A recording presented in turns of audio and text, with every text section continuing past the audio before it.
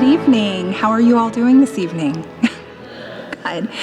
Welcome so much to the second candidate forum. My name is Liz Kearns. I am the chamber manager for the Greater Kokomo Chamber of Commerce. We want to welcome you all for being here.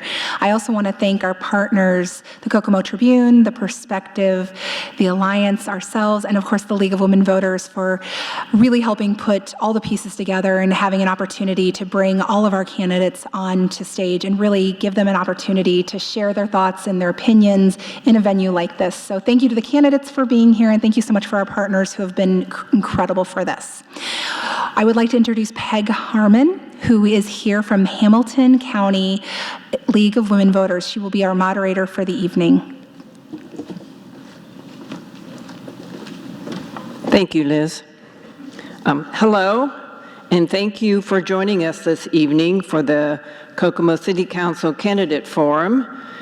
And we will be starting this evening with the 2nd District candidates for a 20-minute session, then follow with the 3rd District candidates also for 20 minutes. The at-large candidates will be last, and that session will be 45 minutes. Each candidate will have 1-minute opening statement and a 2-minute closing statement. Between their statements, the candidates will answer questions from the panelists who are seated up front on your left, and they are Don Wilson from the Perspective, Jeff Kovaleski from the Kokomo Tribune, and Marcus Misnick, who is from Bailiff, Harrigan, Cord, Moggins, and Cox Attorneys at Law, and he is representing the Chamber of Commerce. The questions that they will ask will be asked and answered on a rotating basis. And in the interest of time, we do ask that you hold your applause until the end of each session. And our timer this evening is Sandy Grant down in front, if you want to hold up your signs so people can see them. She is with the League of Women Voters of Howard County. And with that, we will go ahead and get started, and we'll start first with Bob Cameron in your 1-minute opening statement. Okay.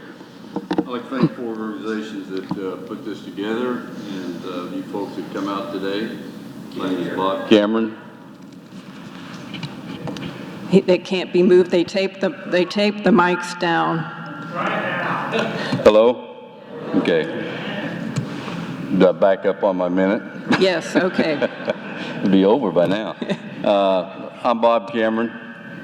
I'm a lifelong resident of Kokomo. I grew up on the Northeast End and migrated to Southeast End. I'm married to Joni Cameron. It'll be 47 years next month. I have 1 daughter and 2 granddaughters, Sophia and Gigi, and I have a stepdaughter, Shelby, who's at Purdue. I'm running again because I feel like that we're in the right continuation to get the city back to a higher level. Some of the things that needs to be corrected is, 1, is somewhere we got to stop the violence in this city. I've been chairman of the safety and welfare of the community for the last 3 terms I've been on, and I feel we've kind of made an impact, but we have to continue the efforts that we're doing today. Thank you very much. Lynn Rudolph. I would like to thank everybody for coming out tonight, and I would like to say good evening. My name's Lynn Rudolph, and I'm running for the 2nd District Council, Common Council. I believe we're ready for a change in the 2nd District. I'm a person I think who can help do that. As a member of our Common Council, I will fight for economic development with better public safety, better streets and sidewalks, and more transparencies in city government, which I think we need. I served 33 years as a member of the Kokomo Police Department, 2 terms as chief appointed by Bob Sargent. I served as a campaign director for United Way for 6 years, and I was a supervisor, construction supervisor with the Public Maintenance Department, which is commonly known as the Street Department.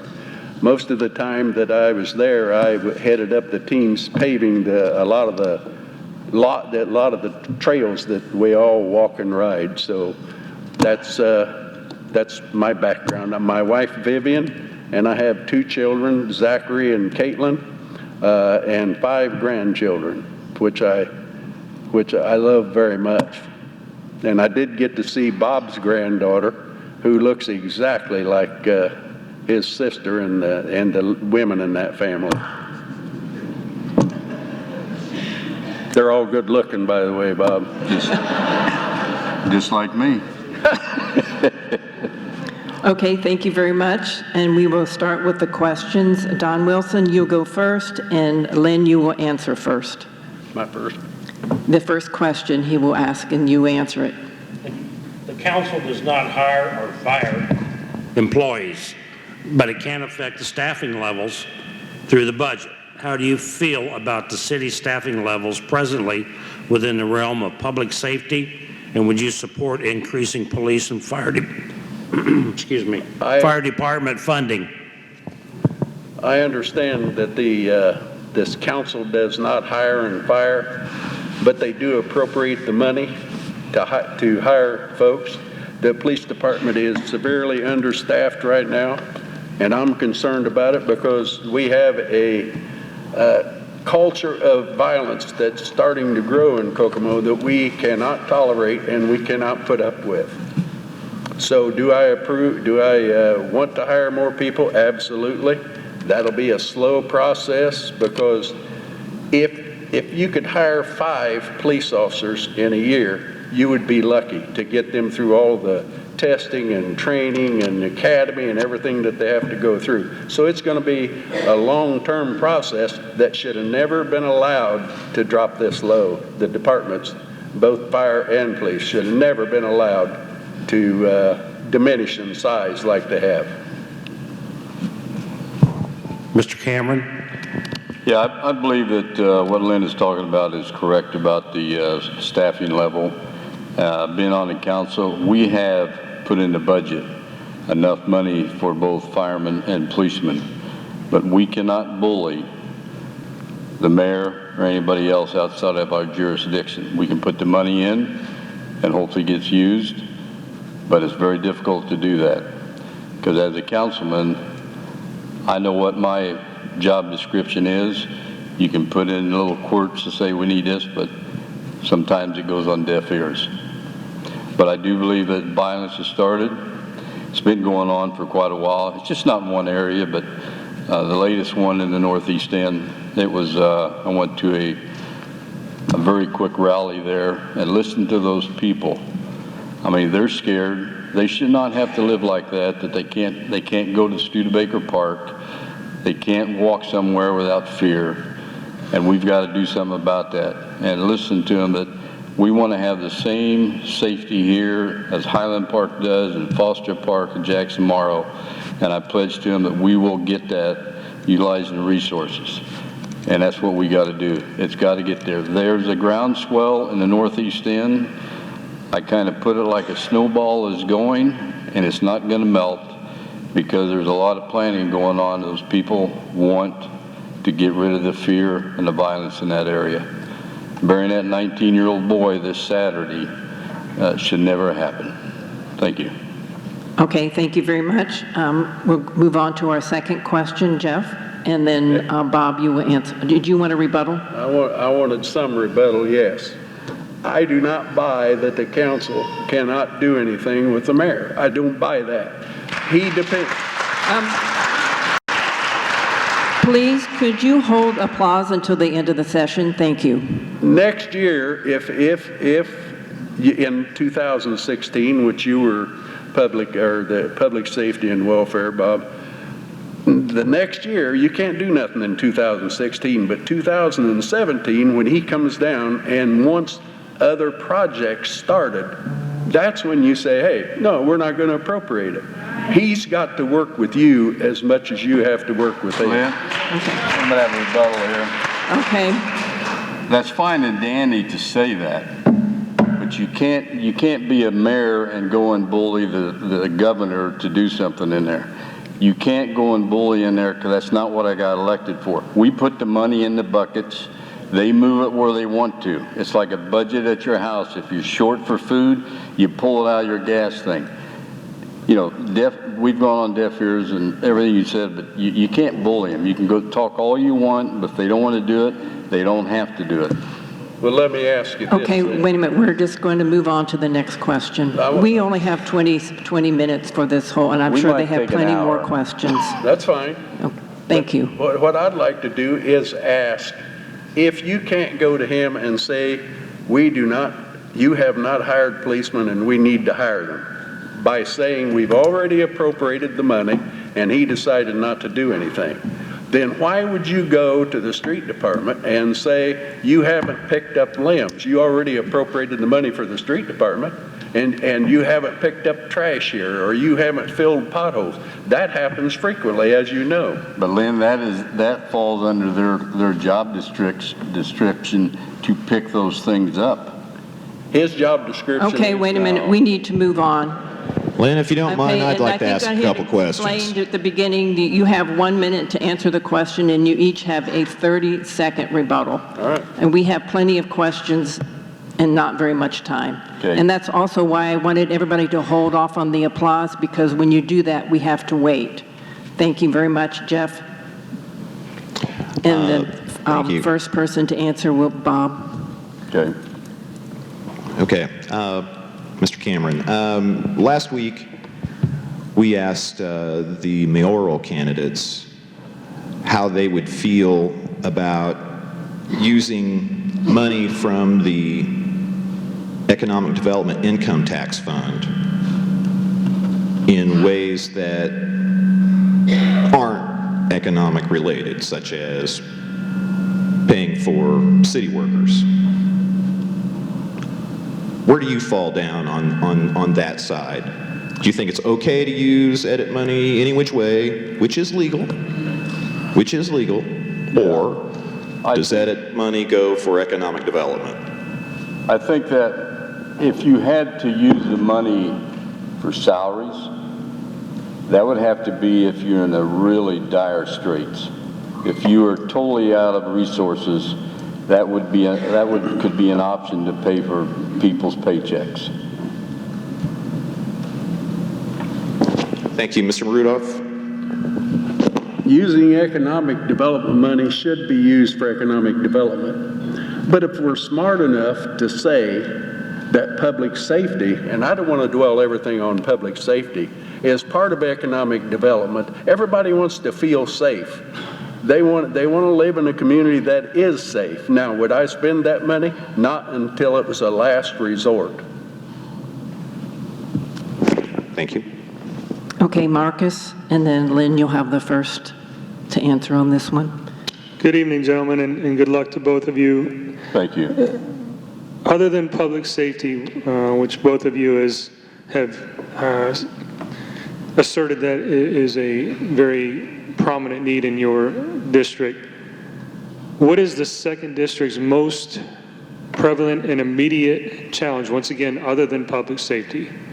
What is the second district's most important and immediate challenge, and what is your plan to address it? My first. Again, I believe that the thing that comes out mostly going door to door is the streets and the bump outs. 50, 60, 70% of the people, that's what they bring up. I ask them 3 simple questions. What is Kokomo doing that you like? What is Kokomo doing that you don't like? And what should we be concentrating on? You don't even get to the third question. Now, do I think that's number one? I think it's something that we're going to have to pay attention to. We're going to have to make some adjustments if we need to. I'm not in favor of tearing them all out and starting again. That would be foolish. It wouldn't be fiscally responsible. But we have to address that, and we, again, have to address public safety. I can't tell you how much that the shootings and the stabbings and everything that's going on has to be stopped. It has to be stopped. So I think by District 2 being predominantly where most of the shootings and stuff have gone on, either in District 2 or right on the edge. When we read the paper, you can see where it's happening, and it's happening in District 2. That's a problem that we have to deal with. Mr. Cameron, once again, understanding the public safety, if you could talk to the audience about second districts other than that, most immediate. Other than the safety aspect. Other than of it. what do you believe to be the second district's most immediate I challenge? think the continuation of cleaning up the blight, and that's been very prevalent in second district. We have used the infill, utilized the funds to that. We've taken out homes that were once crack houses, whatever you want to call them, and we put up 6 very nice homes, and to date, all 6 of those have been sold by people that want to live in that neighborhood and take care of their neighborhood. And what I see when I drive around where those homes are, the people that were neighbors to them have cleaned up their properties and have done a pretty good job on that. So that is a very strong thing that's going on. It's not only in District 2, there's other areas too. It's a great deal using that infill. And I think utilizing the code enforcement, which has been a great tool for me, that when there is a problem with the neighbors or something, loud noises or trash all over, those guys and gals have done a great job going in there and getting that turned around. Okay, thank you. And the next question is Don, and Lynn, you're first to answer. Mr. Rudolph, you mentioned a lack of transparency in city government. How lack of transparency has there been? And if elected as a city leader, would you speak out against that if it continued? Absolutely. I believe that there's a lot of information that has not made it to the media, that should have made it to the media. Such as? There's always a choice to look good. Now, there's a difference between looking good and being good. And I know that there's been issues that have not come to the media that should have got there, and we need to address that. Such as? If we're gonna say that we're gonna hire so many policemen, and it's in the budget, then we need to be transparent enough to say, do that. If you're gonna say it, do it. If you think the police department needs to be smaller, okay, then what you would do is declare that to the public, that we're gonna reduce the size, and then do what you say. It might not be popular if you would do that. So that's the transparency I'm talking about, that the people and the media would need to know what's going on. And it needs to be real easy for them to understand. Mr. Cameron. Yes. There has not, when I first went on, there was very little transparency. In fact, I knocked heads in a lot of cases and continued the good fight. I think that it's slowly come out, but not, that's one thing that we pushed as council members, the ladies and gentlemen, on that. And it's slowly come out, but there's still the stuff we never did know. We did not know that. But bump outs and stuff like that, we weren't aware that that was going to be coming. Yes, we appropriated money, but didn't know how far they were going to go. Some of the streets, as Lynn mentioned, they're dangerous, and I fully believe that whoever gets elected mayor is maybe going to clean up a few of those. Overall, though, I think the city looks good from where it was when I first went on. When I went on, we were $5 million in the red, and it was tough. Delphi was going down the tubes. You know, it was a battle, unemployment ungodly. We could end up like Anderson or Muncie or anywhere like that. We kept going. We made a lot of changes, and there's a lot of things continuously going on in here that are positive. And yeah, there's mistakes made, but we all learn from them. Thank you. Okay, next question. Jeff?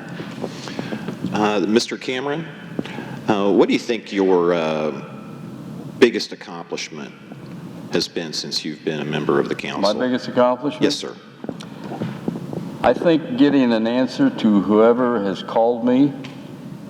I've either got them an answer that they They welcome or an answer he didn't like, and I explained to him why. And the interfacing with the people in my area, which I continuously do. And I think that's very important, knowing what the heartbeat of that district is. And it's improved quite a lot. I mean, there's a lot of things happening. Yeah, as Lynn mentioned, there had been some shootings, but it was all drug related. Down off there off of Jefferson Street at the little stop and go. That was a regular drug dealer. Police had been informed, trying to catch it. Yeah, that's where it happened. Then farther on down, the apartments is all drugs, drug dealing. That's a major, major thing in Kokomo. And I know it was the MC in Lynn's time when he was on the drug enforcement task team back in that area. It hasn't gone away. You know, we're not the only city that's facing this. And God forbid we ever get like Indianapolis is getting now. Mr. Rudolph, what do you think Mr. Cameron's biggest accomplishment has been since he's been on the city council? I couldn't hear him. Could you repeat the question? I repeat it, please. Sure. What do you think Mr. Cameron's biggest achievement has been since he's been on the city council? Well, I will say something that he was very good. He was very good at following through if somebody had a complaint on trash, limbs, that kind of thing. He did well at that, okay? And I think he's obviously very professional. He comes across professionally. I mean, I've known Bob since he was in high school. Too long. Yeah, too long. I just hope we're friends after this is over. No problem. But he did, that's what I think his accomplishment's been. Now, And in the same vein, what do you think he needs to work on? Or what do you think that you could bring differently than what Mr. Cameron has brought these many years? I think I would have more to offer in terms of my experience. I said that I wasn't going to hold Bob's age and inexperience against him, okay? But I would say that in law enforcement, I learned a lot there. And United Way, I learned a lot there on how to deal with people and how to take care of agencies and support agencies. I learned a lot at the street department as a construction foreman there. I know where we were falling short and why we were falling short. And we had an unwritten tax as far as streets are concerned, and that's the people who were getting their tires and front ends destroyed, okay? And I think that I understand the paving business and can be an assistance to the council in advice. They may listen, they may not, but I will offer it. Thank you. Okay, and Marcus, this will be our last question before closing statements. Okay, I think this is for Mr. Rudolph. In your opening statements, Mr. Cameron wants more time because he believes that things are on the right track. Mr. Rudolph, you talked about economic development. I believe to say things might be on the right track might be a suggestion that there has been economic development. What tools will you consider using should you be elected or re-elected to continue with that economic development in the future? I thought about that a lot, okay? And I decided what can the city do and what can the council do? What we're really dependent on is people in our community that want to start a business, that want to do something that keeps the community growing. And I think three words: we need to encourage it, we need to assist it, and we need to support it. Go beyond that, I'm thinking of a young man that I met that he plows our driveway. And he's a hardworking young man, and he designed and got a patent on some bolts that hold the toilet down, okay? And he said he's starting to sell them. And I wondered who was helping him in that business, okay? Is there anything that the city could do to promote his business and get him started? And he's doing that. He said he's starting to make a profit now. Those are the kind of people that we need to look for, encourage, assist them in any way we can, as long as it's legal, and then support their effort. And I think Kokomo is well set up to do that, okay, with the Kokomo Economic Development, with the Chamber of Commerce and all of those things. We just need to work together, and I think Kokomo has worked together, but that doesn't mean we can't improve that effort. Thank you, Mr. Cameron. Well, when you go back 2008, 2009, you could lay down on the square, there wouldn't be anybody walking over you. Today, we have encouraged and given money for the facade to open up people, to open up businesses down there. That's been a continuous continuation, give them seed money. They had to stay there so long, you know, or they could have to revert back and pay that money back. But I think that has been a great tool to open up. You look down there now, things are happening, has been happening downtown. A lot of activity. You know, you can't beat Foster Park with the concerts, what's going on there, where that brings in. The swimming pool, I see buses, I don't live too far, I see buses from Anderson and Marion coming there to utilize our facilities. Those are tools that we have used to bring people here. And we'd love to get some of the people that drive here to work, but they live somewhere else. Some of them are starting to come and buy homes here. And I understand from some of the realtors, 3-bedroom homes don't last long on the market, because you know that's what they're needing. But the infill we're using now, those 6 homes in my area got gobbled up pretty quick, and they're nice looking homes. You know, look at some on Jefferson Street. I mean, that's what we need to do. We do encourage that, but it would be nice to get a big hitter, you know, some type of an industry in here. But you know, Delphi took a hole in us. It hurt a lot of people, a lot of people. We lost a lot of people during that time. Stop, I'm done. Okay, thank you very much for the questions, and we will now have our closing statements. And Bob, you will go first, 2 minutes. Okay, I want to thank everybody again, and I appreciate Lynn that it was a good debate here. As you said, Lynn and I have been friends for a long time, even if he is from Anoki. But things have gone well, not the best in Kokomo, but we're going for the best. Lynn and I both agree on safety. Safety is an issue. Lynn has experience in police. I have experience in the neighborhoods. The Northeast End was my old roots. As I said earlier in my opening, I went to that rally they had there, and listening to those mothers, actually, they just so shook up and crying that I can't walk out. That should not happen in any city, and it shouldn't happen in Kokomo. I think that is one area that has, the crime is there. And I'm not a detective, I'm not a police officer, but what I found out, majority of them is not Kokomo people that has done this. And yes, we can put more boots on the ground, and I'm sure that's going to happen if we can find viable candidates. The last 5 we tried to get in here, police officer, we only got 2. It's tough to get them. But I think the people have started in that area. They're sick of it, and they need help.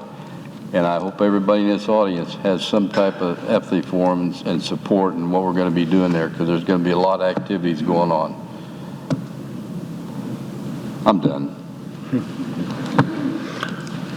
I would say about Bob, now, I asked him when they were going to open that Bob Sargent building up there Bob had a sling on, and I offered arm wrestling for this job, and he wouldn't do it, so I wanted to remind you of that. He would left-handed, and he'd beat me left-handed. As a council member, I would work to encourage, assist, and support economic development. I can't repeat that too many times.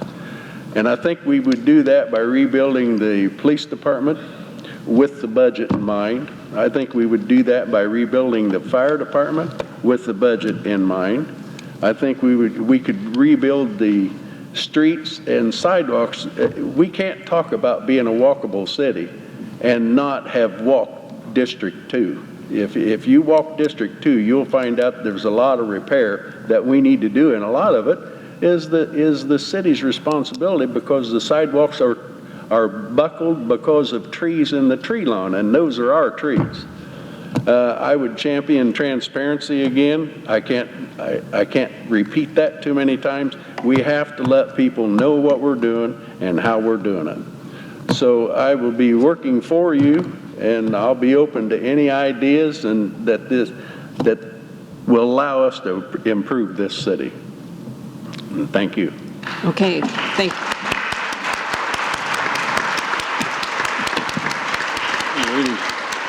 Thank you, guys. Okay, we take a short break right here, and while the next group of candidates comes up on stage. Okay, if everybody would please take your seat and we can get started. And I don't think I'll have to worry about those. Where's she? Oh. okay.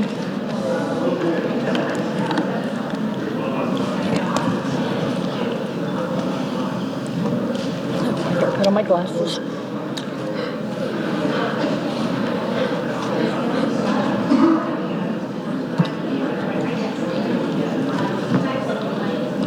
Gotta be able to see you. Yeah. That's what I said. I can't see the signs. Stop. Okay, let's go ahead and get started. And we now have the candidates from the 3rd District on the stage. And we have Ray Collins and Kathy Cox Stover. And so we're just going to go ahead and start with our 1-minute opening statement. And Ray, you will go first. We alternate on the order. Yeah. First of all, I want to give thanks to my Lord and Savior Jesus Christ for this opportunity to speak to you guys tonight.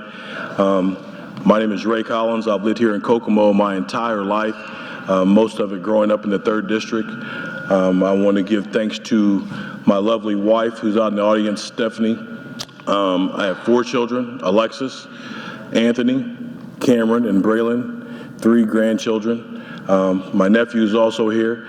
I'm just glad to be here and honored to sit in front of you, and I want to represent the 3rd District and the city of Kokomo to the best of my ability, and I just want to thank you for being here. Okay, Kathy. Hi, my name's Kathy Stover. I'm running for City Council, 3rd District.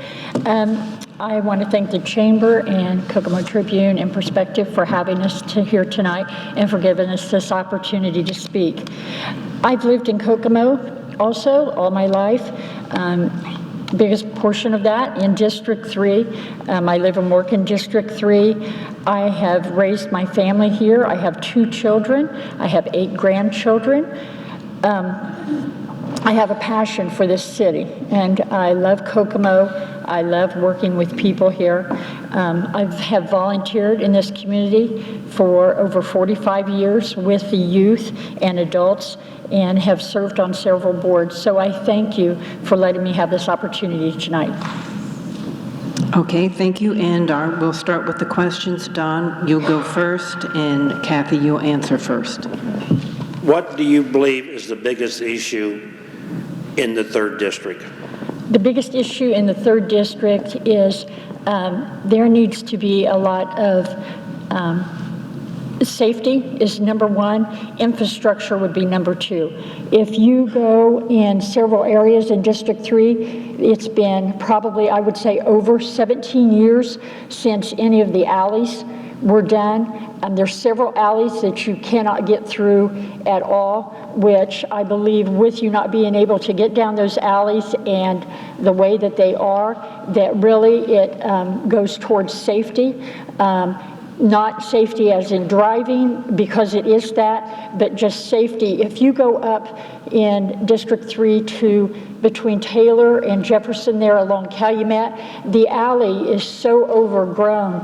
A lot of the people call it the Cove because it's just such a tree lines, and I think we need to clear those alleys more. We need to work on that infrastructure, and with that, I think it would help us safety-wise there too, because I think it's a place where any wrongful activity can be hidden up in there.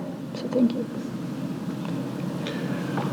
Well, as she mentioned, safety is a big thing all over the city of Kokomo. Getting out and walking and talking to people, we need sidewalks and lighting.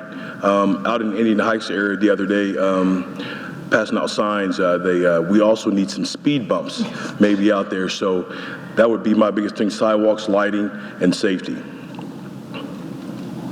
Okay, thank you. Next question, Jeff. Mrs. Cox-Stover, Yes. it's your turn. It wasn't, but Outside of the, Ray's first. okay. Doesn't matter. No. Ray, outside of the people that live in District 3, what do you think the greatest asset is in the area? the greatest asset for District 3 with me would be the potential for growth. We have, of course, the Carver Center that has a lot of good programs, Darrell Chapel School. We have new businesses that have come, but Brad Howell and Go-Kart Place on the south end. So I think the greatest potential for District 3 is growth. Mrs. Cox-Stover? I have two answers to that. The greatest portion of that is people in the district, because when the people work together in that district, anything can be accomplished. We've started a couple of new crime watch areas, or we should say get-togethers, because a lot of people, when you say crime watch too, they feel like all the neighbors are watching each other. But we have started a couple of those up in that area. So between the people and the crime watches and the new businesses, there's definitely room for growth more in. There's been a lot brought to District 3 as new business, like Ray had said. The Brad Howell Ford and some of the other businesses have come in, and their churches in that area, and Carver is great, and they really need their field house up there. But so there's really two parts to that. It's the people. Thank you. Okay, next question, Marcus. And Kathy, you'll answer first. Yep. Good evening and good luck to both of you as well. Thank you. Obviously facing a new mayoral election, what is the key to communicating with city government, even if it means crossing the aisle, the party aisle? What are the keys to doing that and coming to some negotiations and agreements to benefit both your district and the city? Well, number one, I think in your district, you do have to, you listen to the people, and that's who you're here for, and that's what this position is for, is to serve the people. And as far as crossing the lines, you have to stick to your guns. And if something says it's going to be done, you have to follow through with that.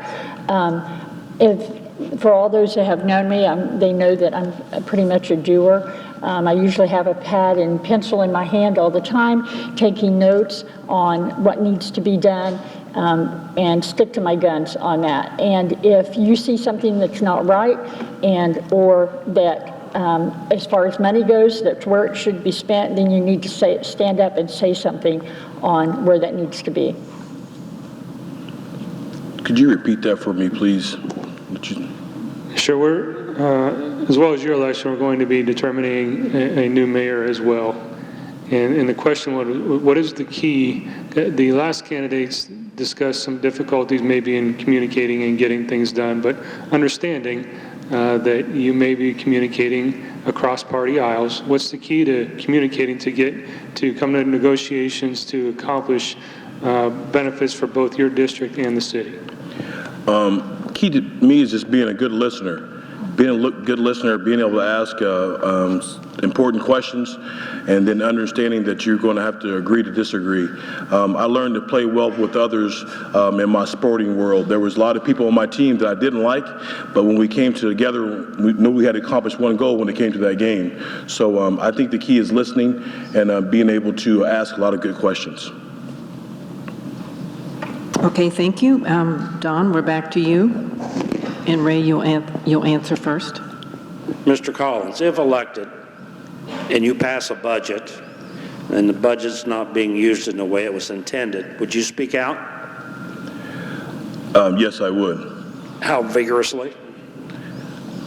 vigorously. I think that as a citizen of Kokomo and as a citizen, the person that's representing my district, I have that right to ask questions. I don't know if I would do it vigorously, but I don't think I would ask a question, hey, why is this money not being spent the way it's supposed to be? I don't know if that's vigorously or not, but I would just ask the question. Mrs. Stover? Can you repeat the question, please? If you're elected, you pass a budget and it's not being spent as it was intended to, such as lack of the police department not getting what was budgeted, would you speak out, and if so, how vigorously? I have to go along with Ray on that as far as vigorously, but I would ask the questions because it is the tax dollars of the citizens here in Kokomo, and we were put in this position, and that was part of it as far as the budget. So yes, I would ask questions and want to know why that money is not being spent where it should, and stand up for the people here in Kokomo. Okay, thank you. Next question, and Jeff, and that would be Kathy. You'll go first again. Okay. Do you support the continuation of the trolley program, and do you support it being free as well? Yes, on both of those. I support the trolley program and I support it being free. We get certain money for that, and if we do not do the trolley program, then that money just goes away. I will say when the trolley first came out, when they were doing their routes, I worked with the city on that. For a long time, people probably thought I was the crazy lady that thought I had a baby that would walk between Southway Boulevard and Center Road, because originally their route was going to stop at Southway Boulevard. And I was trying to prove a point on how that trolley needed to go out to at least Center Road to bring some of those people in that needed some of the transportation the worst. So yes, I would be in favor of both of those. Mr. Collins. Yes, I do support the trolley system. As far as it being free, I'll never say never that something can't have a charge, because if I could predict stuff like that, then I wouldn't be sitting up here. I'd be on the internet selling that. So I do support it because it's a great way for people to get around town. And I do support it as long as the funds are there to make it free and everything that works out. Thank you. Okay, Marcus, and this will be our last question. And Ray, you will answer first. Public safety is obviously a big issue, but if, as I sat here, I told you, you're not getting any more police, you're not getting any more fire. It's just not going to happen. What can you tell the people of your district about how they can help you in making your district safer? Well, you know, growing up in District 3, when I grew up, it was more of a community thing. You know, families, everybody knew where everybody was at. Everybody knew each other's families on the block and all that. So we're going to have to get to where we hold some personal accountability for ourselves to assist police and whoever in our community to making our community safe. So that's getting out and meeting your neighbors. I moved into my neighborhood I'm in now about 3 years ago, and on my block, I know everybody on my block because I went down there and introduced myself, went and introduced my kids. So we have to find a way to make a connection, whether that's making a connection through our churches and our communities and getting to know people better and having better relationships with our police officers. And Ms. Stover, same question. I also have been in District 3 and have lived there for almost all my life. And it's about getting out and getting to know your neighbors and getting either crime watch groups together. You know, back in the day, it's like when everybody's kids could play out. It was like they say, it takes a village to raise a child, because everybody watched out for one another and watched out for their kids. I think when you get out and you know your neighbors and you know the area that's there and everybody's working together as a team, then I think some of that is going to go down, like as far as crime in those areas. So it takes voices. When voices yell loud enough, to get help in a certain area, then that's what happens. Okay, thank you, and we are ready for our closing statements. And Kathy, we'll start with you. Again, I'm Kathy Stover. I'm running for City Council District 3. I've lived in District 3 almost all my life. I've served on several boards in Kokomo. I believe that I know how to get answers to questions and how to get things done on every board I've served on. I've served the term limits. I haven't just got on a board and then got off a board to say I was on it. I've also done countless hours of community service, over 45 years with our youth and adults in order to make someone else's life easier, or able to help someone else that needs help within the city. So again, it's Kathy Stover, District 3, and I hope I have your vote. Okay, thank you. Ray? I just wanted to say thank you again for, I know this is not the show that you expected, and I practiced at home, I tell you I did, and it was much more exciting in my living room than it was here. So, but I just want to say that, again, I'm honored to be here, and that I have grown up in District 3 for most of my life in two sections, up on the north end by the Carver Center and out here now. And I understand that we don't live in the times that we used to live in, that we, back in the day. So, but I want to, I had my son, there's a division here somewhat in the community, and today on the way here, my son said, hey Dad, at school today, somebody told me they weren't going to vote for you. So, and I was like, well, that's okay. Who is it? So, you know what I mean? And he said, they weren't going to vote for you because they said you weren't a Democrat.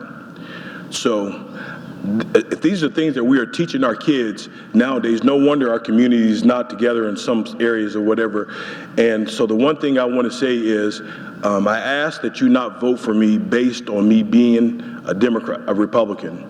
I ask that you vote for me being a man of integrity and high character, which my faith puts me at a different level than I think in that area. I ask that you vote for me for a man with a heart for my community and a heart for people, and that can bring people together to want Kokomo to be a better place for everybody in all races involved. So with that, oh, and I forgot to mention too, I am a 1986 sectional basketball champ. I had to mention that for my 13-year-old son.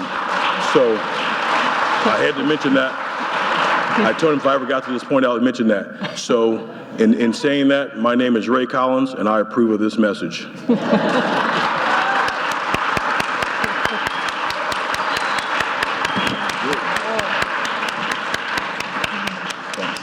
Okay, we'll take another break, and we'll be back with our at-large candidates. Thank you.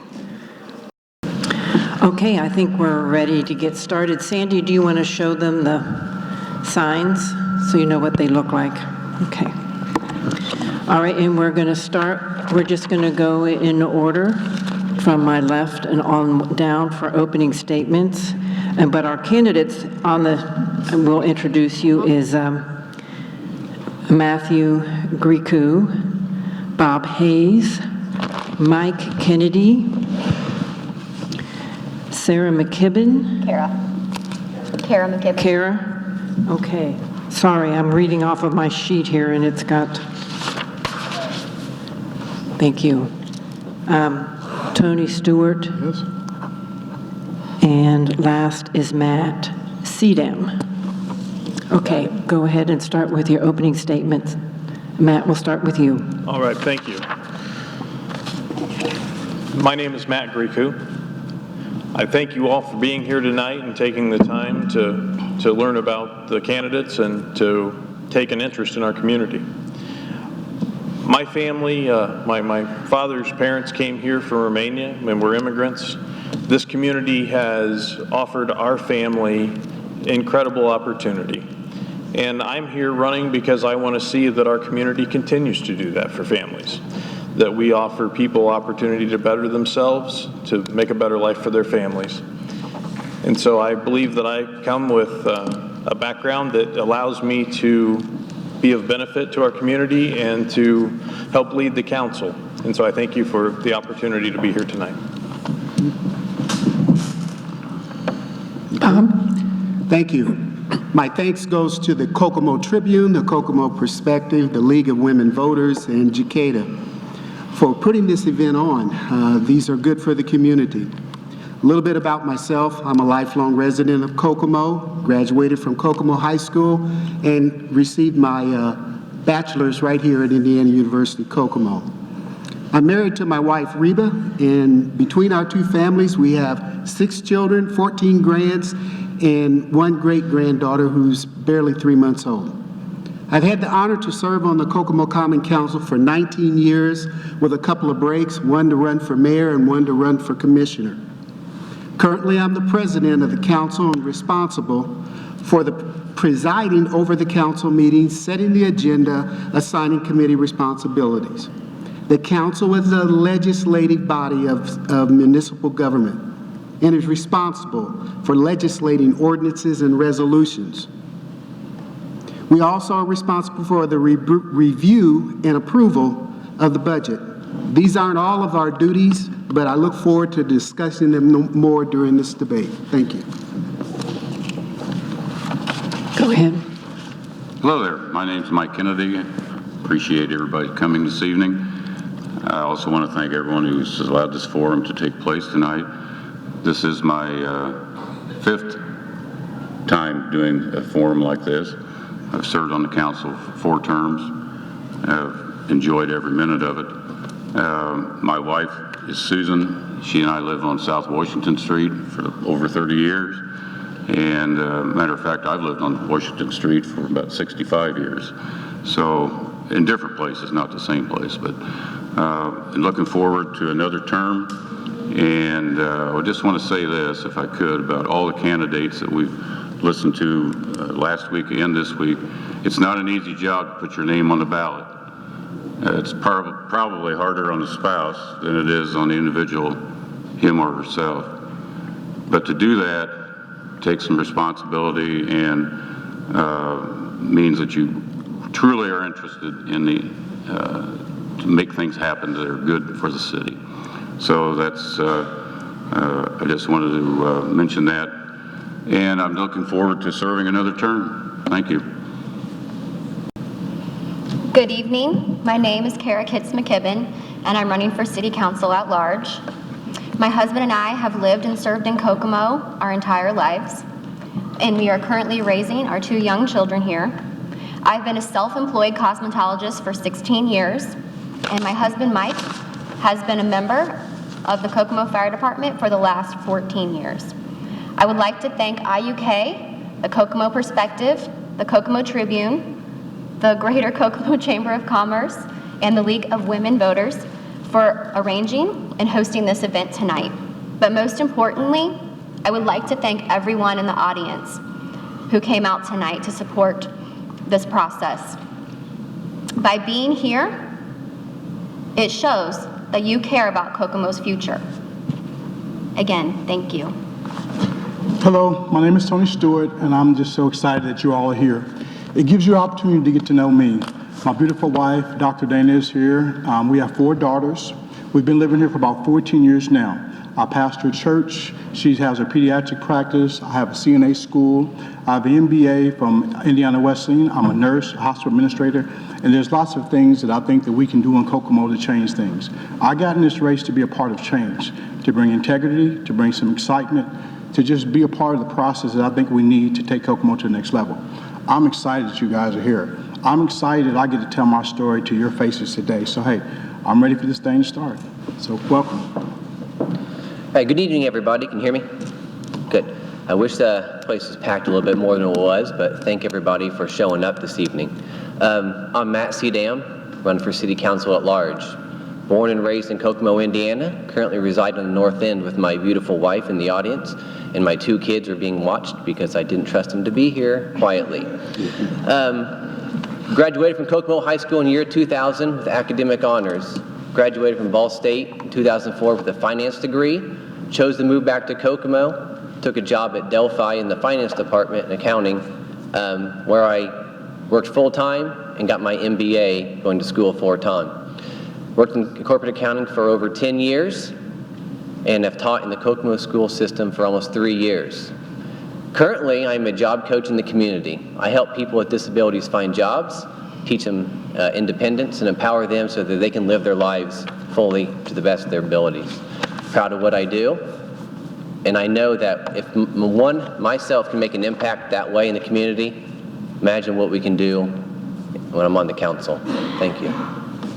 Okay, thank you for your opening remarks. Okay, and this is where it's going to get fun because we will have the candidates answer the questions in a random order. So for each question, it's going to be a different order that you will answer. So you just have to ask, I'll have to tell you who gets to answer. So Don will ask the first question, and Bob Hayes, you will be the first one to answer. Okay. Speculation exists that Carver Center wants to undertake a large expansion. Should the city contribute to such an initiative? Should it come to pass, and if so, to what degree? Well, I think, yes, the city should contribute and participate.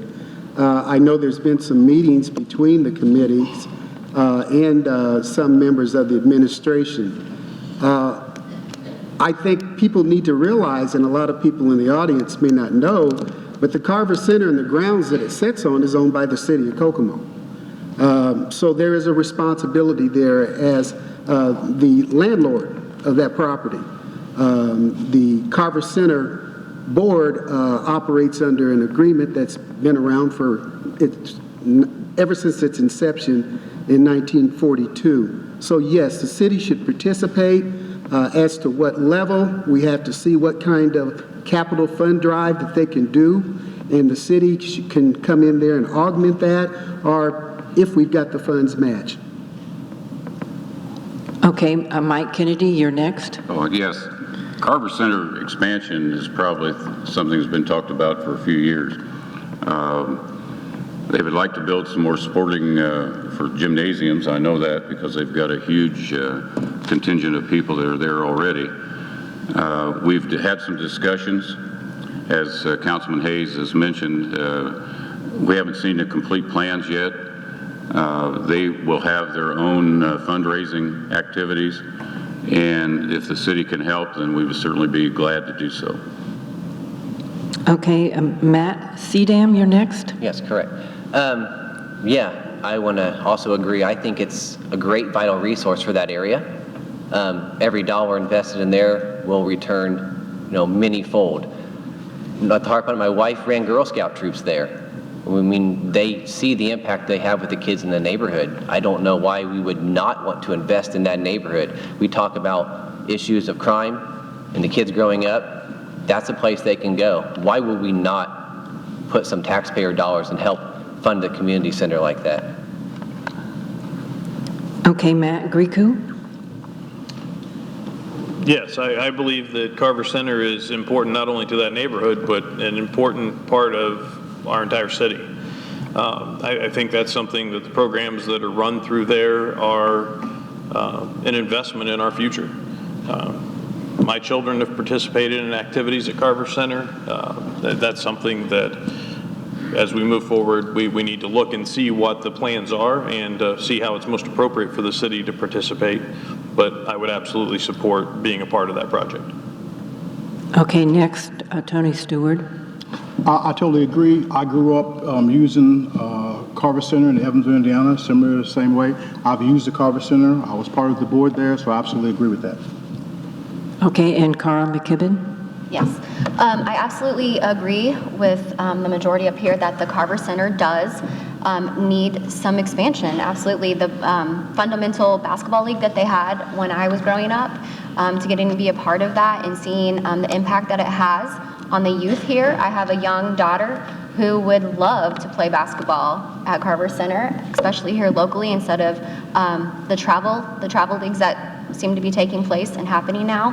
That neighborhood, a few weeks ago, there was a young female that was out there with her children, and there were shots fired right behind in the park. So any resources that the city has, as long as the financial state of the funds are available, we absolutely need to invest into the Carver Center and the programs. So thank you. Okay, next question, Jeff, and then we will start. Mike Kennedy, you'll be the first to answer. Mr. Kennedy, excluding the people of Kokomo, whom we can all say are great, what is the greatest strength of Kokomo, and how do you plan, or city council, how would a city council leverage that asset? Well, we are a very giving community, and we also care about each other. Now, that obviously has something to do with the people here. So you can't eliminate the people without discussing those aspects. When we've had tornadoes, neighbors help neighbors. When we need fundraising activities that occur in the community, we set records. Our community is very caring and very giving, and I think that's as a result of people who've lived here a long time as well, and those who have come in, have come from other areas that are the same way.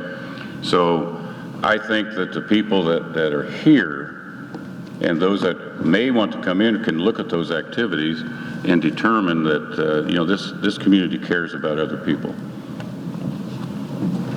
Okay, Bob Hayes. Okay.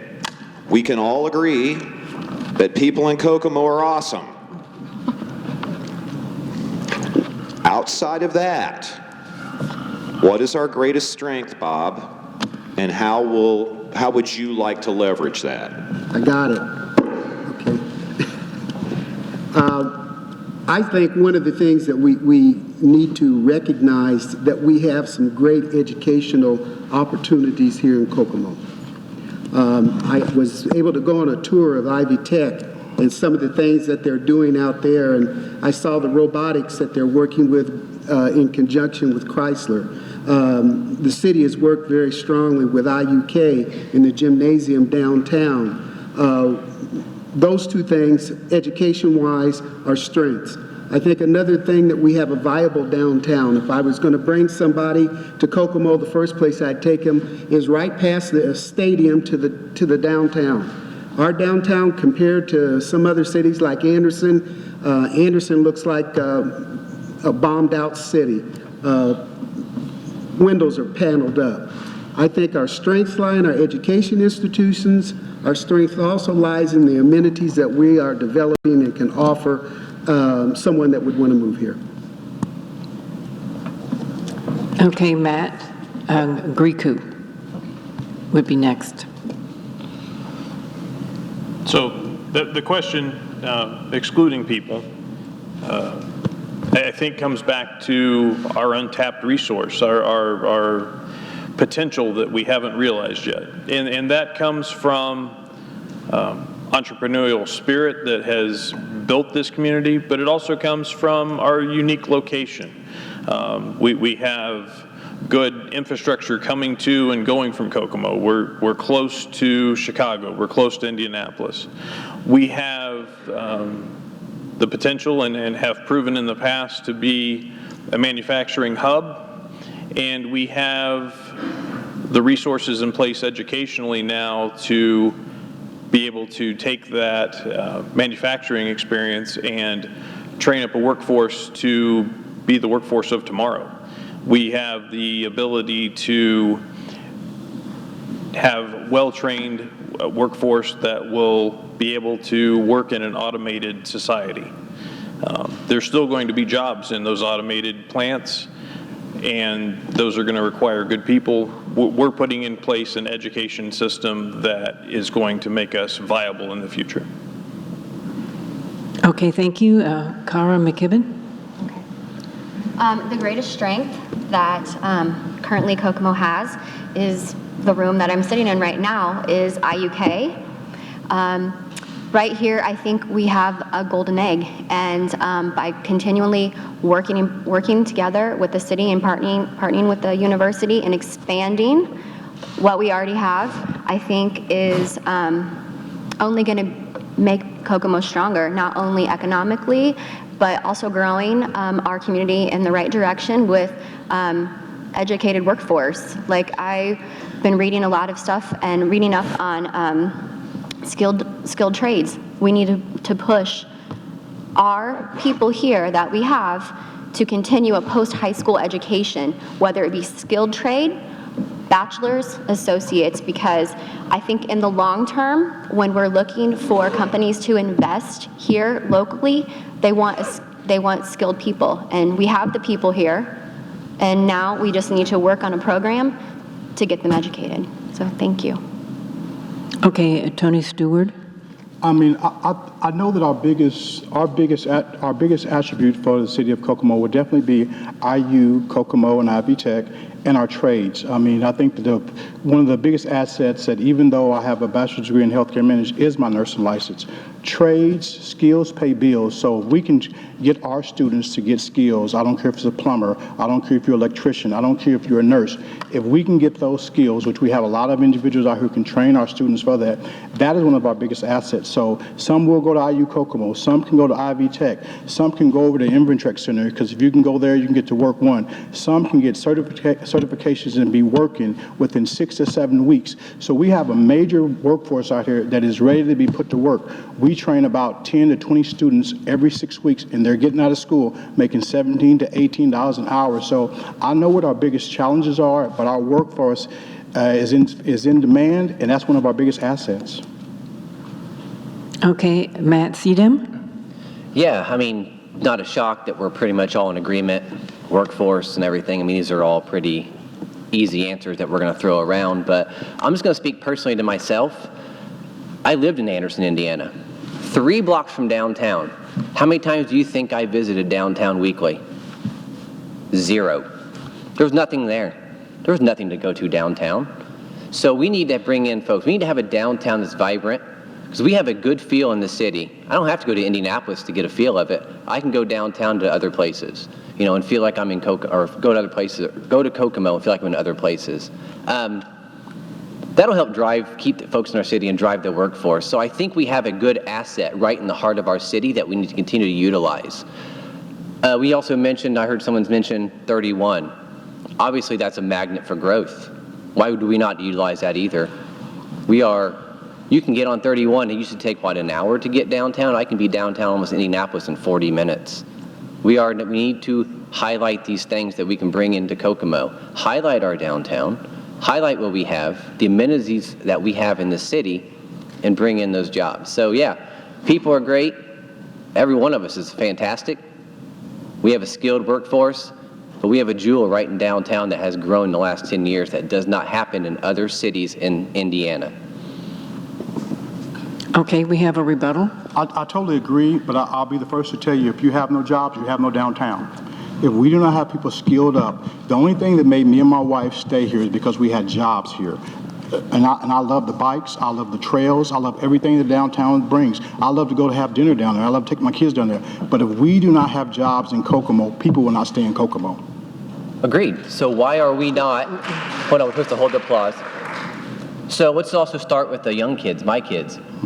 Why are we not trying to attract the best and brightest teachers for this amazing school system that we have in Kokomo so that they can go to Ivy Tech, they can go to IUK, and they can continue to be innovative? You know, I don't want to be the city of first anymore. I want to be the city of innovation, not the city of first. Let's innovate our way and bring the jobs in. You're right. We have a great workforce. It all starts with my kids. You know, I'm sorry, there's a lot of folks out there that are a little older, but I want my kids to be here, great school system, so we need to bring in the best teachers, not just the Kokomo school system, we need to bring to IUK, Ivy Tech, and we need to continue to foster that. I agree. Okay, but you know let's what, we move all on. can't just sound the same. I'm trying to, you know. Thank you very much. Okay, are we ready for our next question? And that would be Marcus, and the first person to answer will be Matt Sedem again. Yes. This question will kind of play into where I think you wanted to go here, Matt. My wife Laura and I just recently invested in kind of revitalize a small downtown business. Extremely excited about it, but we're also fully aware that the success of our business and other businesses in the community as a whole is largely based on one employer. In the primaries and since the primaries and last week and even tonight, we've heard about new business and economic development. Specifically, what types of businesses would you recruit for Kokomo in the future? Well, that's a good question. We have to go based on the skill set that we know. I mean, you say one employer, I mean, realistically, 5 industries employ over 3/4 of the workforce. So we've got a lot of eggs in a little bit of baskets. We are known as a manufacturing base. There's a lot of, empty infrastructure that we can still bring in there. But it all piggybacks again back on education and the skilled workforce. We have a lot of folks that are retiring. We have a lot of younger folks that are coming up that need the skills, the soft skills, problem-solving skills. We need those critical thinking skills. So as far as the actual jobs you could bring in, I'm not going to sit here and be personal. I'm going to bring in Amazon, or I'm going to, we have warehouses. That is going to rely on the people and, on our education system and what we can do to drive them here. So it's tough to say what, but we need to be innovative as we have in the past. Look at our manufacturing base. Don't lose it. It's obviously a strong suit. Educational is a strong suit. So we have a lot of growth potential in educational, manufacturing, healthcare that we can play on. Utilize 31 to connect larger cities to that. So I'm not going to set up here in front of everybody and promise you I can bring in next industry. But I know what the growth potential of Kokomo, where our strong industry lies. So we should definitely try to play on those. Okay, next would be Matt Griku.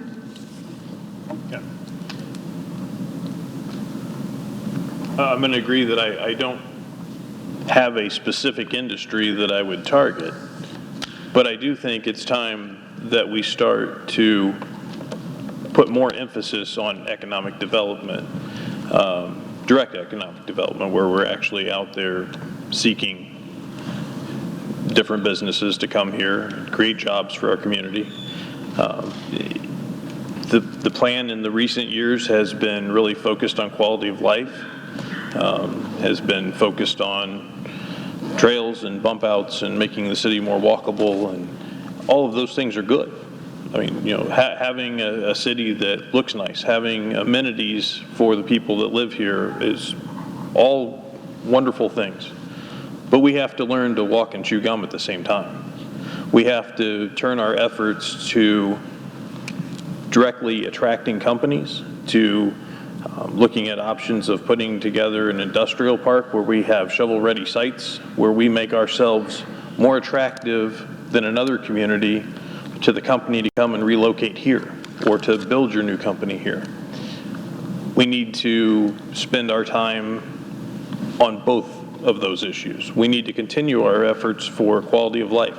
We want to make sure that we attract companies through having a community that they want to be located in and their employees are going to want to live in. But it's time that we start making a focus on both sides of that coin. Okay, next is Bob Hayes. It's a great question. I think I can't emphasize enough the importance of diversification of the businesses that we bring in here. You asked what type of business would I recruit? That's a tough question, but it's not an unanswerable one.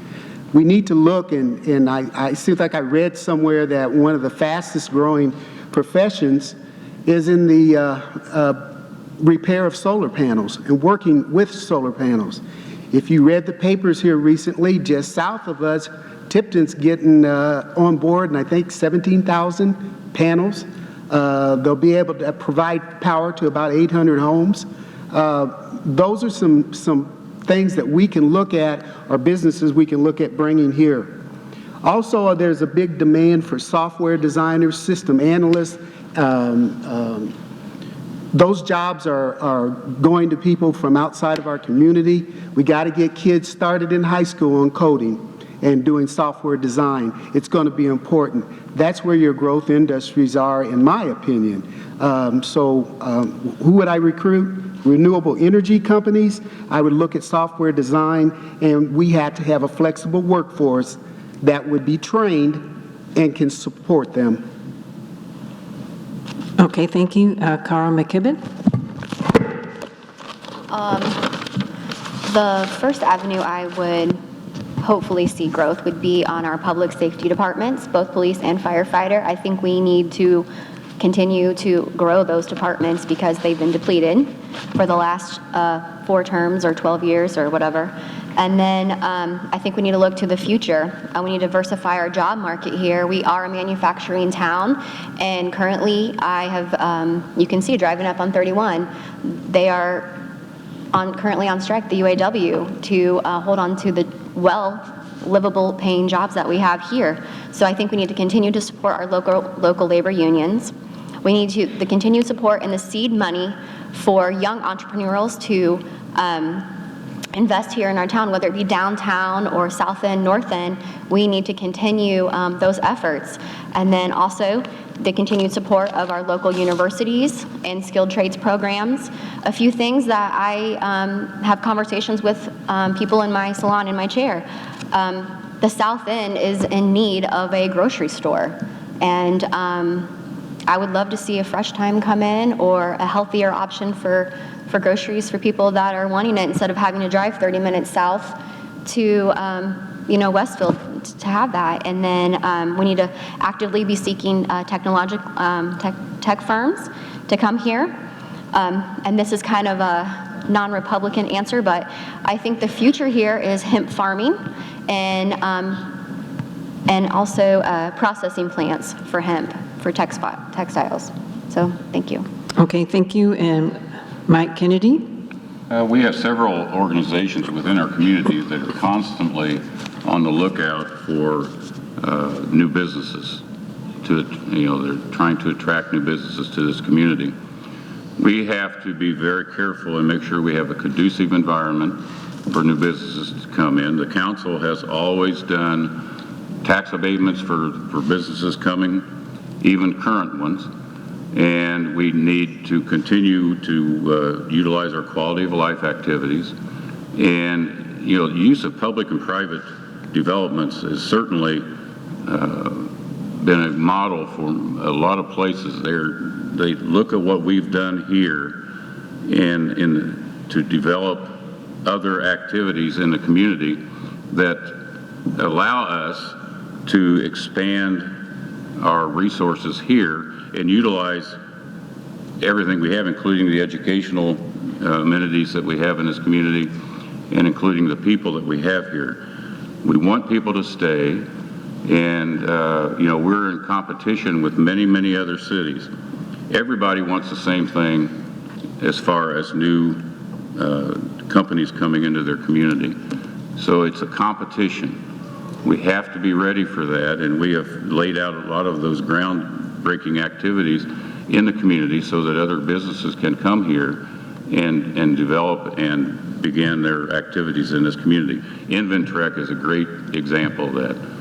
Entrepreneurs can come there, small businesses can start there, and then expand as they go and grow. So that's what I think that we have the ability to do and attract. Okay, I think you've had 1 minute. Sorry, Mike. That's okay. That's all right. And then Tony Stewart. I think our growth is definitely in the healthcare field. There's a couple of places. I think a great partnership with Howard R, Community R, St. Joe. We are an hour distance from, if you look from Fort Wayne, from Indianapolis, or even from South Bend. And so for us to have a tremendous healthcare center here and even partner with them, we give abatements to different companies. But if we would do that for one of them to make us one of the centers where we could take care of almost anything from pediatrics, from cardiac, at even a higher level, that would draw our employment and even give us a higher skill level. And even if you just look at our assisted living, our adults, our elder care, we have an aging population here in Kokomo, and that people could be treated here well. There's more assisted livings and nursing homes that have to be built here, so that's an industry that we can definitely pick up jobs very quickly. If you look at the different sites out here, we have GM, Chrysler, that the buildings can't be rebuilt on. We can have solar panels out there. We can rebuild out there and get renewable energy and do different things with that area out there. And we also have places where we can just have construction panels put up, and we have a plethora of things that we can do here in Kokomo to continually grow and not just stay stuck with GM, even though we're great at doing stuff with GM, and make sure that we have valuable options to grow. The growth here in Kokomo is outstanding, and I get excited when I think about all the things we can do. Okay, thank you. Our next question, we're back to you, Don, and Tony Stewart, you will answer first. Should the Common Council pass an ordinance restricting development along the bypass, the new bypass? Why or why not?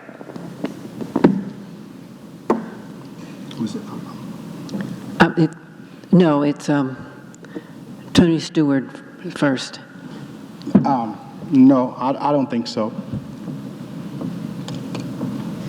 Because if we have a chance to grow the economy out there, and that's where the new, if that's where the new baseball stadium is going to go, it wouldn't make sense to stop growth out there. Okay, next is Matt Seedham.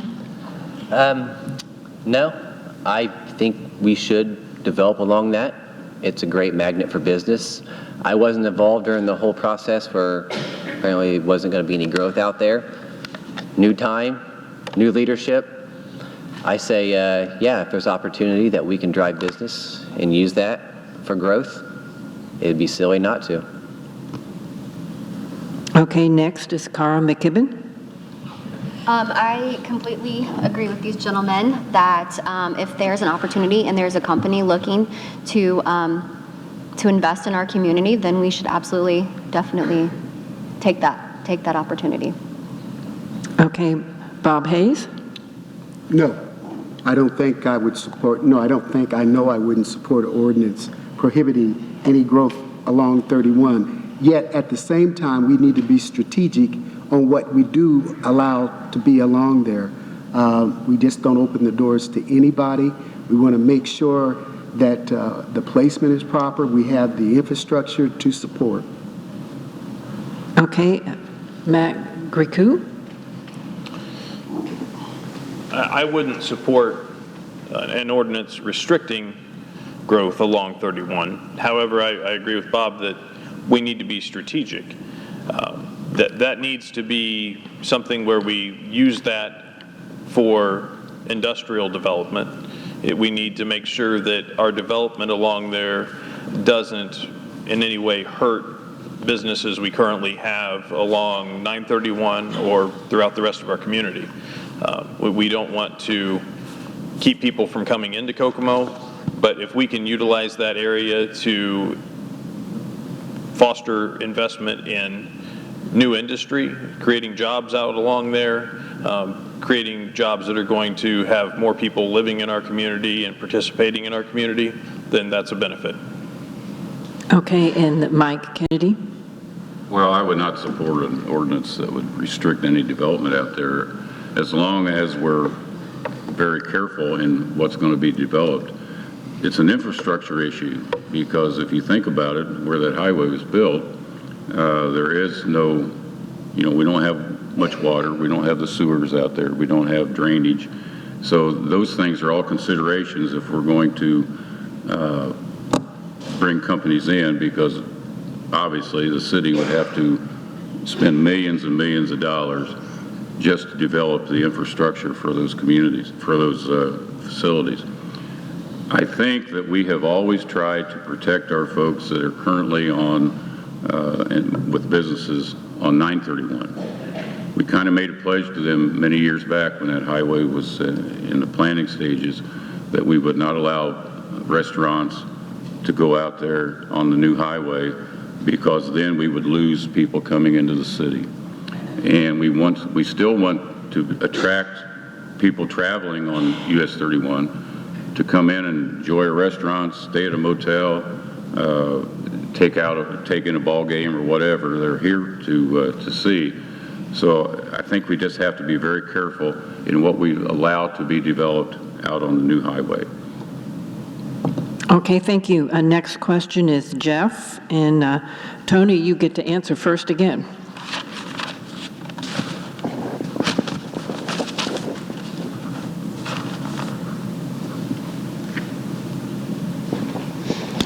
Mr. Stewart, do you think Kokomo has enough housing? And if not, where should we be building? Should we continue the urban infill program or look elsewhere? I mean, that question was asked to the mayors and to the mayor candidates last week. So at this point, I don't believe we have enough housing. So if we don't have enough housing, then I think that we should build and take down the blighted housing. So I think we should continue to build.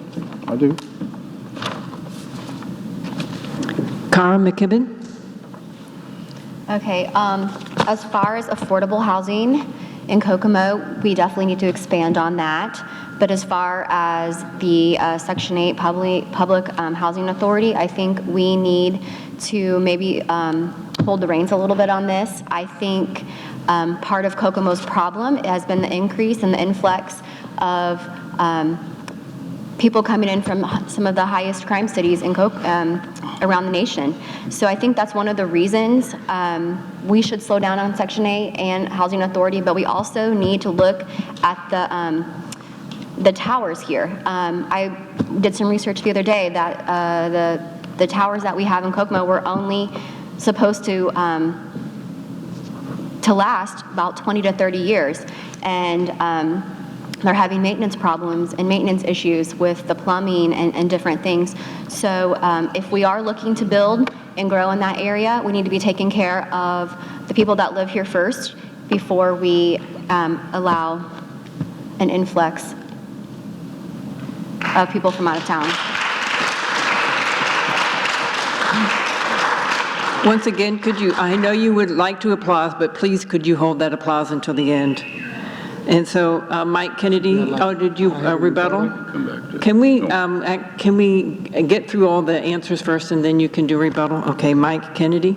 I think both mayor candidates last week indicated the fact that there is a housing shortage of all types.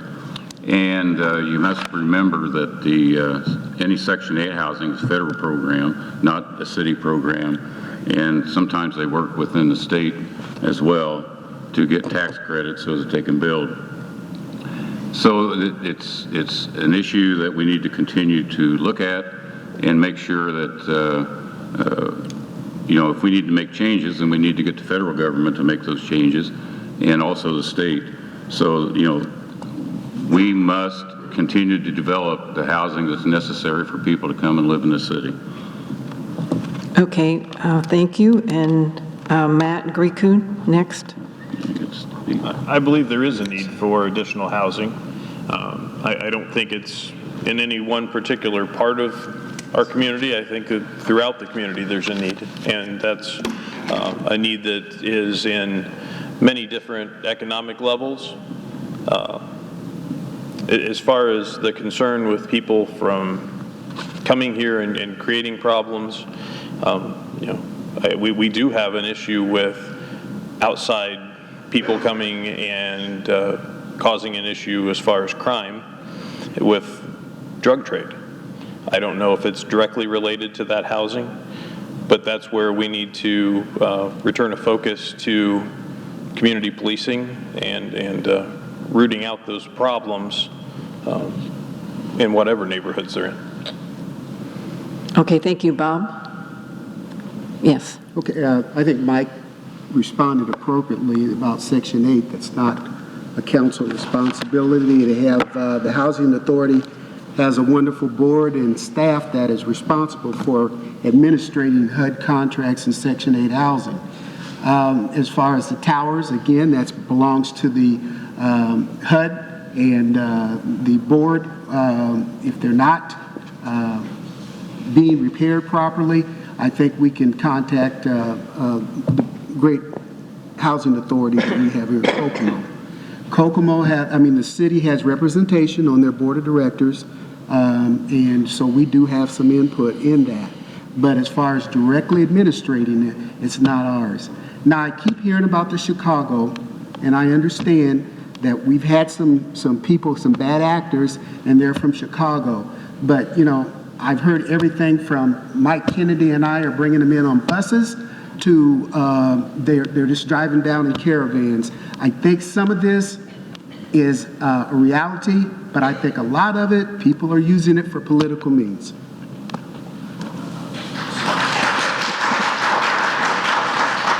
Okay, Matt Sedam.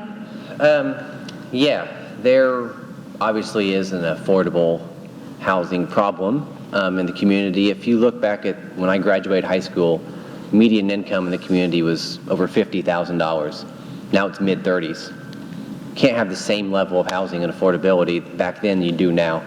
So we do have to look at programs that can allow those that are hardworking, maybe working 2 to 3 jobs, to own homes. It's in our possibility.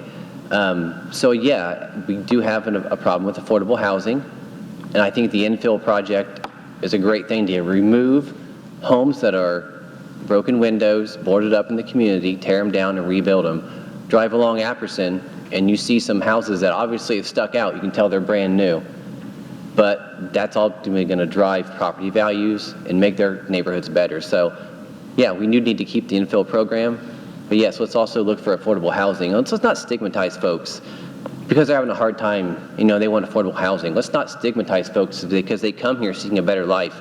All I hear is people coming causing problems. In the school system, I had people from Chicago and their kids were great students, great parents. So let's stop the stigma that they're all crime folks. There's a lot of great folks in this community who are coming here, making our community better. And we want those folks here, so let's stop the negativity about it. Okay, thank you very much. And this session is supposed to be 45 minutes, and we are now at 41 minutes, so that means that we do not have time for any more questions. And so we will go ahead and start with our closing statements, and we'll do it in the reverse order. So Matt Sedem, you will start first. Sure. First of all, I think everybody out there should thank everybody who's running in mayor, district. This is not easy. Would we agree? It's not easy setting up here. It really isn't. We do this because we care. We do this because we want to see our city better. We may disagree on certain things, but at the end of the day, we're all here fighting for the citizens of Kokomo. It doesn't matter if you're, what race you are, poor, rich, if you serve, if you're a veteran. It doesn't matter if you're a police officer, firefighter, city worker. I guarantee if I'm elected, I have your back. I have an open door, an open phone, call me anytime. But I'm here, I'm on this stage doing it for you guys, not for me. I mean, I don't get kicks out of this, setting up here and talking in front of everybody. It's not easy. But at the end of the day, I'm here to represent the city of Kokomo. I want my kids to stay here. I want them to have good paying jobs. I want them to have affordable childcare, housing that they can go through and live. I want them an education that's world class. Kokomo provides all this stuff. When we open our eyes to it and look past the negativity and see what we have here, yeah, you'll notice it. I didn't have to come back to Kokomo. I could have went anywhere. I'm sure my parents like having the grandkids around, and I like having them around for the free babysitting service. But you know what? I could have went anywhere. I'm a highly educated person with multiple degrees that I could have went to any state. I could have been down in Indianapolis, Fort Wayne. I could have been living in Hawaii. But I chose Kokomo, Indiana, because you know why? This is where I grew up, and I believe in this city. I believe in every one of each one of you. You know what? And then whoever's elected up here in mayor and the city council, Republican, Democrat, I'll still be here working with you. So you know what? Let's get to work. Let's stop the negativity. Let's start looking positive from 2020 on, not looking back. Well, they didn't ask the question I thought they was going to ask, but I'll go ahead and say what I wanted to say. Pretty much from our side, the Republican Party, we haven't had too much negative things said at all. But I will finish with these things being said. We lived in Baltimore and we saw a high rate of crime. Like Matt, we could have lived anywhere. As a young Afro-American couple, very educated, we could have sat on many boards, went to many places and did a diverse of things. We chose to live in Kokomo because we love Kokomo. We fell in love with it, and being in Kokomo, you got to fall in love with the people you are. We have a problem with the police department here. We're about 78 policemen, and we need more policemen. We need more firemen. We've done an outstanding job with the downtown. I can't put that away. But there's some things we have to do to make sure we get this city on the right track. What I want to tell you is that the councilmen that have been here have been on this council seat for 18 and 19 years, respectively. If they chose to let these people decline with our police and firemen service, it's time for them to go. Bottom line, I ain't mad at them. But they've been here, and they have to be held accountable for whatever they didn't do by holding the mayor accountable, bottom line. So vote for me or not, I'm telling you, they should be held accountable for allowing that to go on. That don't mean I'm mad at them. Don't mean I don't think they did a good job in some things. But this is the way the political process works. Some of them said that if we don't like this process, vote me out. Here I am. That's what we come to do. Vote them out. Thank you so much. My name is Tony Stewart. I would like to thank everyone for coming out tonight. I'm a young mother, and I'm fired up about what has been going on in this town, not only for my family, but for your families as well. Kokomo is a close-knit town. We have the most giving people here. I don't know where in the world you can go, and if you need something that you can't ask for here and it not be delivered, it's just unbelievable and amazing. So with that, I am fired up. And I'm going to tell you tonight, violent and senseless crimes are out of control. Well-paying jobs have not increased. Kokomo has a drug problem, and the people of Kokomo want change, and they deserve their voices being heard. I'm going to talk about Mark Twain for a minute and a quote I came across that say, "Facts are stubborn, but statistics are pliable." Yes, I believe crime is up. The citizens of Kokomo believe crime is up. Here are the facts. Facts are, shootings in Kokomo are becoming the norm. Facts are, a young 19-year-old male was shot downtown last week.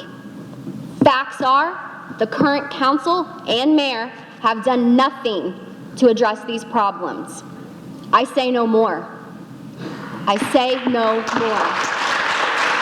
My name is Kara Kitts-McKibben, and I am running for City Council at large. Let me be your voice. I have heard your complaints, and I have heard your compliments. Let's work together to get this accomplished.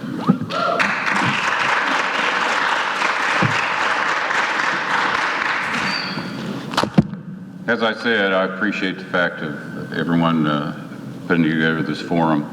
I've been honored to have been elected 4 times, so I'm one of those people, I guess, that you're talking about. We have made our community a whole lot better than it was when I first came on. You know, I think there are a lot of positive things in our community. They're not all negative. You know, the other side right now wants to paint everything that's been going on in this community in the last 4 years, 8 years, 10 years, 20 years as negative. Well, it's not negative. You know, we have a positive community. I've been honored to have served as your councilman, and I'd appreciate the opportunity to serve again. Thank you very much. Go ahead. Okay. Once more, I'd like to thank our host for tonight's event. Ladies and gentlemen, we're at a very important time for Kokomo. We're facing challenges and we're facing opportunities that we need to embrace to move forward. But before we can do that, we must put aside the political rhetoric and scare tactics that are going on right now. Someone says deal with the facts. Look at the facts. Look at the positive things that Kokomo has and has done. How we handle these challenges and opportunities will be a great test for this city in the future. We need to meet them with deliberate speed, working to bring all to the table and not a select few. The City Council has a specific role, and we must embrace that role without wavering from the council lane. We must be the best council we can. And yes, there will be differences and disagreements, but we must have council members willing to agree to disagree and move forward. Ill-placed animosities will stagnate this city and stop true growth. We must now not just be caretakers, we must be innovators, willing to seize the opportunity and move Kokomo forward. The city of Kokomo is one of the best cities of its size in Indiana, perhaps in the Midwest. I've seen other cities, talked with the leadership of other cities, Democrat and Republicans alike, and they all have talked about Kokomo in a positive light. How did you get where you have gotten so fast? Ladies and gentlemen, in closing, I'm asking for your vote and another opportunity to serve you. My name is Bob Hayes. I'm running for City Council at large.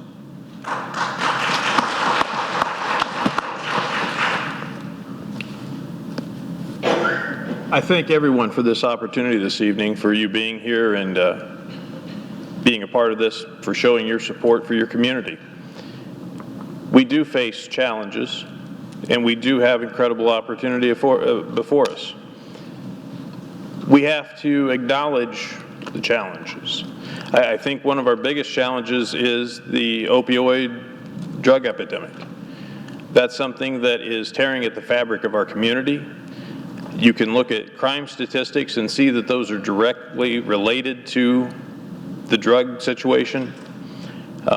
If you look at a map of the drug activity, you're going to see that there's a hot spot just north of downtown. You're going to see that we had the gathering at Studebaker Park on Sunday. These people are hurting. Their community is hurting. This is tearing apart families, and it's something that is affecting people's work life, it's affecting children's school life, and it's something that we have to take action to make a difference, to take back our community. Our police numbers, I believe, are too low. I want to see us increase our police department in strategic ways. I want to see us put officers back into community policing, especially in these areas where we're seeing the most difficult problems with drug activity. I'd like to see us put back officers that are going to be able to be a part of the Howard County Drug Task Force. I think we need to bring that back. We need to be making inroads to stop this drug epidemic.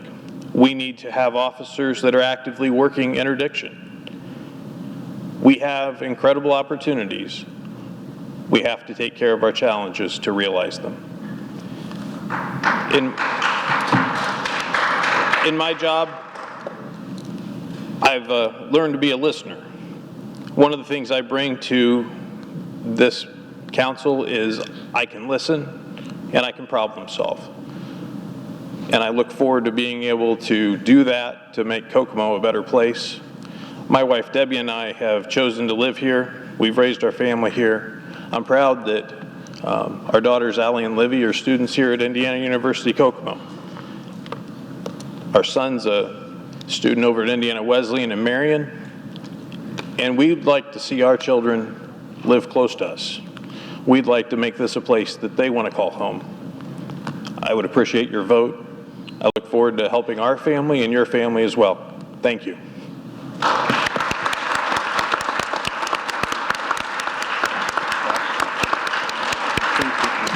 Okay, thank you everybody for coming this evening.